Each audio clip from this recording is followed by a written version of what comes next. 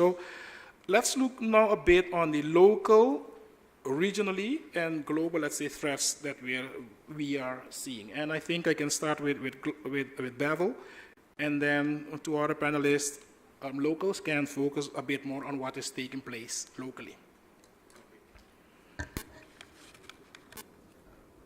A lot of what I'll be saying for international ocean and will apply to what is happening locally and regionally. The fact is there is very little distinction between the kinds of threats being faced at an international level and the threats that we are seeing appearing with greater frequency, alarming frequency in the region. And it is no different here, even for territories that are still struggling to get online services going. And I'll read this report from the OAS, this statement from the Organization of American States to give you a good example of that. A tipping point looms. As attacks continue or worsen in frequency and sophistication and focus, not just on disrupting critical infrastructure, but also in compromising key information that can be used in the future, defenders, like those responsible for managing government networks and private sector networks, may soon find themselves short in terms of the necessary support to stave off threats. The lack of funding and an unmet desire for government leadership in this area leaves defenders feeling increasingly left on their own. And that's a statement made by the OAS in looking at cybersecurity in the region, Latin America and the Caribbean. And one of the reasons behind that is because there are some very powerful, very well organized, very well motivated, very highly resourced actors that are compromising data networks and computer networks. The best way to think about the nature of the attack is to use the analogy of the mob, which most of us should be familiar with. You have the Don and the captains and the various levels. Well, it's not much different with how cyber criminal organizations are structured. And let me say that slowly so you understand what is happening here. This is not the 80s where there's this stereotypical young teenager, idle time, and gifted computer skills is sitting down by himself or herself in some room trying to penetrate a network. What we are seeing in the region are some very well organized international criminal networks that hire hackers like you would hire customer service staff or like who you would hire IT departments. And they are looking for the vulnerable points in our network. So whether those networks are our banks, our insurance companies, or our universities and government networks, they are using these points of vulnerability. And that's the criminal side of it. But as several countries felt the pressure from earlier this year and last year, there are also hacktivists. Those are activists who are using hacking techniques to attack networks. They're called hacktivists. And there are a couple government sites that were defaced by persons who just took offense at or had objection to government policies or government practice right here in the region. And these can be considered mischievous actors, but the effect of their deeds are no less profound. When you have a public that is still trying to get its legs straight as it relates to using technology to do business, whether that's banking or accessing government service, anything that removes confidence or that removes trust in these digital networks keeps the Caribbean back. And so hacktivists represent another part of what we are seeing in the regional landscape. They're targeted and destructive. They're unpredictable in their motivations. You never know when one would decide to strike or for what reason they may strike. And then we also have nation states. And this is not something you normally associate with the region, but it is happening as well. So you think about, and we hear and read in the news that the US suspects Chinese hackers or Russia suspects US hackers doing things, but hacking is actually one of the tools for enforcing foreign policy now.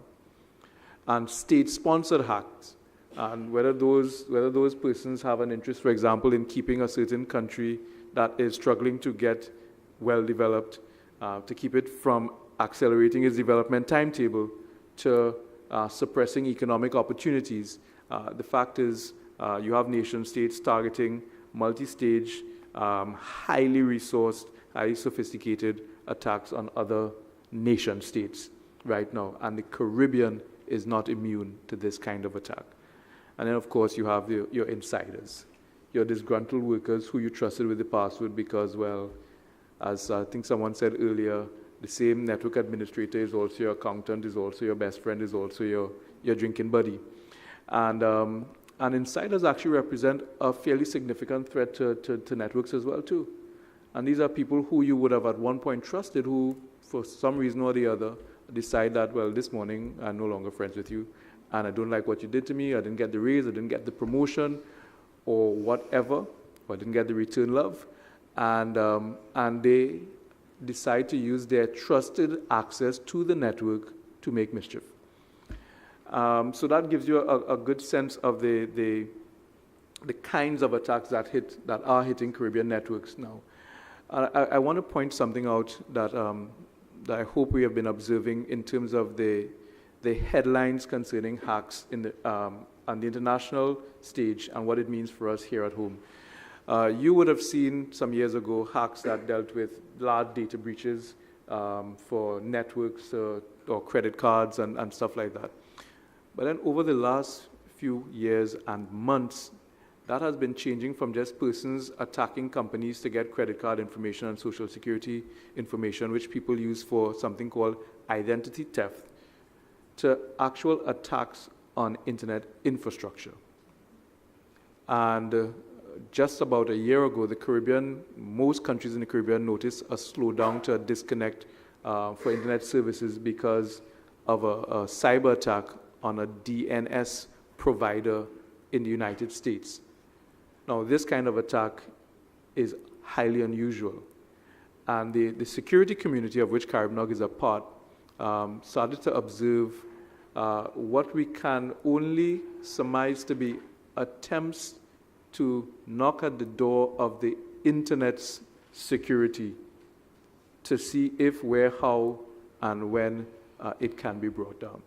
And the internet, as Shannon said earlier, is a distributed network designed to withstand direct types of attacks. But what is happening now, we have people probing the very core of the internet architecture to look for vulnerabilities. And that's a very disturbing trend, particularly as we move more private sector and more public sector networks onto the internet and depend more on this cloud services and these kinds of things. So these are some trends that are already showing up in the region. There is nothing happening internationally that we have not found evidence of within the Caribbean territories. And the truth is, future attacks will likely increasingly be directed to softer targets and locations like those in the Caribbean with lax laws, constrained finances and human resources, and a history or tradition of trust for actors. That's the future that we're predicting for network vulnerabilities in the region. Yes, another development that we are seeing, you didn't highlight it, but I'm sure you're acquainted with that. I mean, back then, for example, hackers or robbers or whatever, they would plan their attacks to a bank, a commercial bank. But nowadays, they're becoming much more smarter as well, because they know what the threats are by trying to commit, let's say, a robbery to a bank. Security person can shoot them, police can shoot them, so they are smarter. And nowadays they're trying to, that is why we're seeing, for example, the ransomware nowadays. So maybe you can elaborate a bit more on that, that development as well. Well, yes. I was trying to stay away from the terms, but what Shannon referred to as ransomware is as it sounds. People holding computer networks to ransom, and the payment terms are normally in digital currency. So pay me this amount of bitcoins or some other kind of virtual currency, and I will give you back your data, or I will give you back access to your network.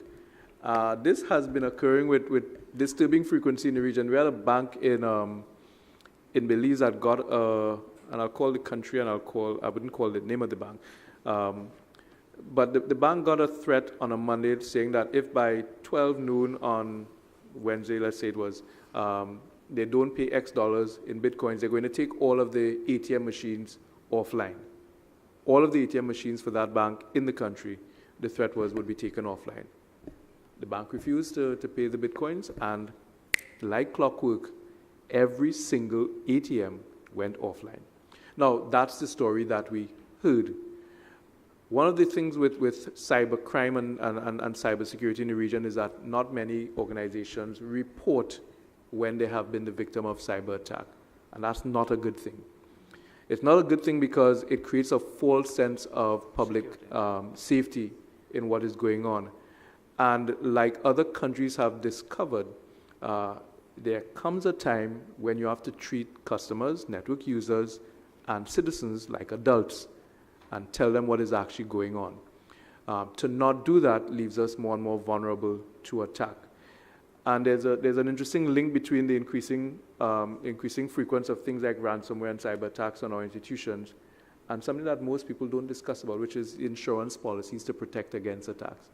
So you have banks facing higher and higher premiums for their cyber protection, which they pass on to you and I as the customers. Now, you'll see it reflecting itself in fees and higher transaction costs. And what, in fact, the banks are doing are trying to compensate for their increasing premiums because of the growing volume of cyber attacks. And so there's this connection between cyber security and consumer protection that is not often made. That should be made. Because to an extent, the bank is not the victim of a cyber attack. You and I are as customers of the bank. But that connection is not made if you and I are kept in the dark as to when our finances in the institutions that we choose to trust with them are compromised by these kinds of attacks. And that's one side of it. There's another thing that I wanted to add that I forgot. The discussion normally tends to go around cyber attacks and criminal activity, but there's another disturbing side to what we're seeing in the region, and it has to do with this sometimes apparently softer term of cyber safety. And it now gets down to attacks on minors, our children. And you made one reference to it. That's another very disturbing growing trend across the region. And again, just keep in mind the sophistication of the attack side of this equation. You have people targeting youngsters and using their trust and using their innocence and their naivety to either personally endanger them, to threaten them, or to access the networks, systems, families, homes, and communities that they have access to. And that too represents part of the Caribbean cyber safety, cyber security discussion that has to be brought to the table. Okay, thank you very much, Bevel. So, Mariana? Yes, actually, Mr. Woodin touched on one of the key things I wanted to raise in respect to what are some of the local threats and the effects in the Caribbean, locally. And one of the things I want to note is that there is an acute shortage of publicly available data on cybersecurity, in that there is no central data collection or repository that's being developed. And there's no mandate to report cybersecurity breaches. And one of the things that we have done at NDMA is that we have recently developed a cybersecurity incident reporting system. Now, the system is not ready to go live because there's some other more stringent testing we want to do. But really, the system would more or less, the intention is to have, beginning with government, public sector entities, to report, to make it mandatory that they report the cybersecurity incidents that are occurring, because we want to be aware of the cybersecurity threat landscape in Guyana. And we've started with them. The intention is that obviously we'd want to go wider for the entire country, but let's make a start. And in developing, in collecting that kind of data, it would help us in the planning and efforts that we would use to mitigate, to help these organizations to better protect themselves. The other thing we recognize is that we have been providing internet access to the communities as well as the schools. And we have begun, we have already prepared the brochures, I think it's right now with the printers, to distribute at the community hubs, the ICT community hubs, so that they can be aware as to some of the dangers or some of the things they need to look out for as they go online, as they browse the internet, as they do different online transactions, because at the end of the day, we want to ensure that they're aware of things like, okay, this link might look suspicious, you shouldn't click on it. These are some of the ways in which you can check to ensure that what you're doing helps to maintain the security of the network and, of course, their own personal security. Having said all of that, we have recognized that there are some entities locally that have been affected with all the different popular threats out there, whether it's ransomware, whether it's they're being exploited financially. We have seen entities of receiving emails and they sending large sums of money without realizing that those emails are phishing emails or scams. You know, and so we have recognized that these are things that are happening on the local landscape. And we have, in terms of building our capacity, one of the things we're looking towards doing is that of educating, raising awareness. This is something that is not only local. In fact, the OAS did a report along with the IDB in 2016. And the report is titled Cybersecurity, Are We Prepared in Latin America and the Caribbean? And one of the things that come out of that report is that 4 out of 5 countries have no cybersecurity strategies or critical infrastructure protection plans. And so we have been aware, we are aware of that as well. And so we are putting measures in place in terms of, through the sub-TWG, ensuring that we come up with cybersecurity strategies, policies, guidelines for the whole of government. For starters, we are also looking at what is the critical infrastructure in Guyana, what infrastructure in Guyana is considered critical, what mechanisms can be put in place to safeguard and to protect those. So those are some of the things we're doing as part of the work of the TWG. We are also cognizant of the fact that we just have a cybersecurity bill, and of course it's going to take a little time before it becomes enacted.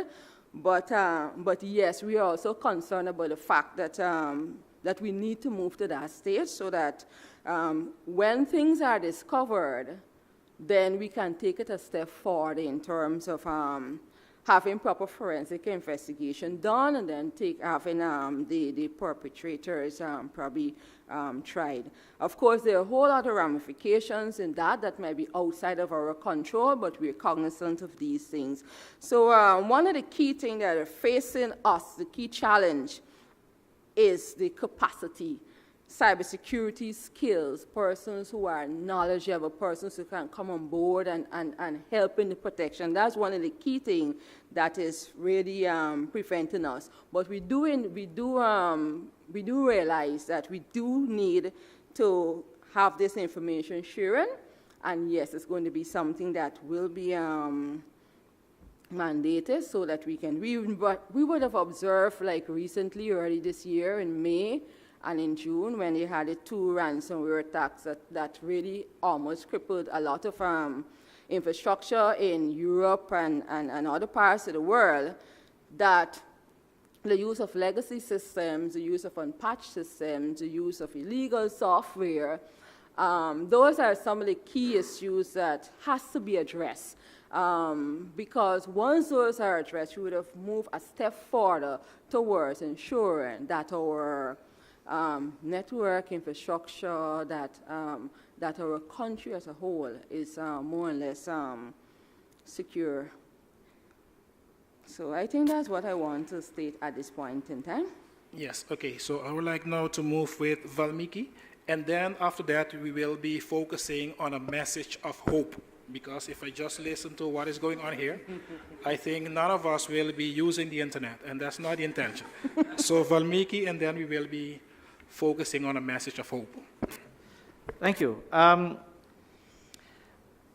My understanding of cybercrime is that it's not really a new crime, it's just a new way of committing old crimes. I mean, really and truly. And while in some cases, including ours, we might not have a cybersecurity act as yet, but if I steal $1 from you, I hold you up with a gun outside and I steal it, I've committed a crime. Mm-hmm. And if I actually steal it from you with using bitcoins, or if I ask you to send it to me via fraudulent means, it's still stealing. It's the same crime using a different way. But coming back to in terms of some of the crimes we've seen, I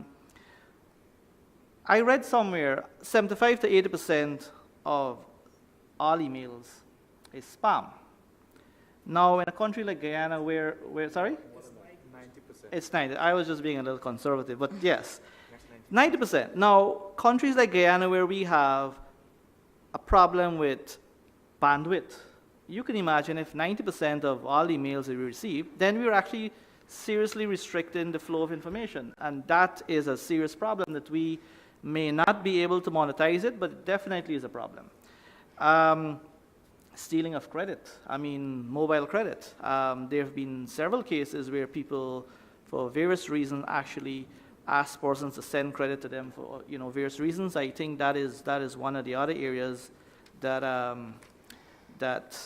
that we actually have persons committing crime, and in some cases the crimes may be committed from prison. It might sound surprising, but that is a problem, I guess, that happens, I mean, across many countries, and that obviously is a problem that we need to deal with. So I think those are two of the problems that we actually see in Guyana. Just one other point. I read recently that Yahoo said that they had a hack some years ago, and 3 billion accounts were compromised. Now, that in itself is very bad, but what happened, according to the article, is that they only revealed about 10% of that when it actually happened. So that has to be a problem. We can't have, and it just was raised earlier, you can't have an attack and you're lying about it to your customers. I mean, that has to be a major problem. Thank you. Okay, thank you very much. So, as the minister said, let's say this morning, I think it's very important if we can have some interaction as well. So I'll be asking panelists, let's say, another question, and then I'll be opening the floor for us to hear from you what you think, and maybe give also some recommendations. So we have heard, and you guys have been explaining exactly what is going on locally, regionally, and globally. So my question would be, what can be done to proactively address cybersecurity challenges that we are facing, let's say locally and regionally and maybe globally as well? So what can be done? Because I would like to give a message of hope. We have been discussing cybersecurity, and it's very scary, I know that. But still, I mean, after we leave this room, I would like people to say, okay, we can do something to make this internet better. And that is basically what I would like to hear from you guys. What can be done to make this internet that we're using a better internet, and that we can trust using the internet? You guys, I mean, it's open to you. Who would like to start? All right. I think we need to raise awareness, very, very much. We need to raise awareness, not only awareness about cyber crimes and cyber attacks, but awareness about what do you do when you get attacked? Who do you call? Where do you go? Who do you write? I mean, we have a computer incident response unit, but I'm not sure how public that is, or how many people know about that, or how to contact them. And so we need to start publicizing that. We obviously need to collaborate, and collaborate not only, well, government and private sector. So government and private sector have to work together. and I mean, every other subgroup within government and private sector there. And not only within Guyana, we have to work with our Caribbean partners and internationally as well. I gave mention of the ITU impact, which has 152 members, and hopefully that grows. The OES also has some activity there. So awareness, collaboration, and we have to make these cyber criminals, as far as possible, examples, meaning that we have to be able to find some of them and prosecute them and publicize it so that people will not be, they will not be apathetic about this thing and say, well, you know, we're not going to catch the guys, because if people feel that the system doesn't work, they will not report it. And the example is you can steal $1 million from the bank, and it's a big issue, you get shot and stuff. Or you can steal $1 from 1 million people. Most of us, if we lose $1 in our transaction, we will not see it. We will not, probably not even realize in some cases. But that is what's happening. So we need to report it, have the awareness, collaborate, and our agencies that are responsible for prosecuting criminals, we need to show success. I'm glad, basically, Valmiki, that you did mention, for example, CSIRT, but I think it's very important for us to put, let's say, in the right sequence, because to me, CSIRTs are like fire brigades, right? If you go to a country and you see all over the place all these fire brigades, it's something strange. There is something wrong happening in that country. Of course, you need to have all these fire brigades, let's say, in place, but you need to find a way how to, let's say, avoid first all these fires, you know?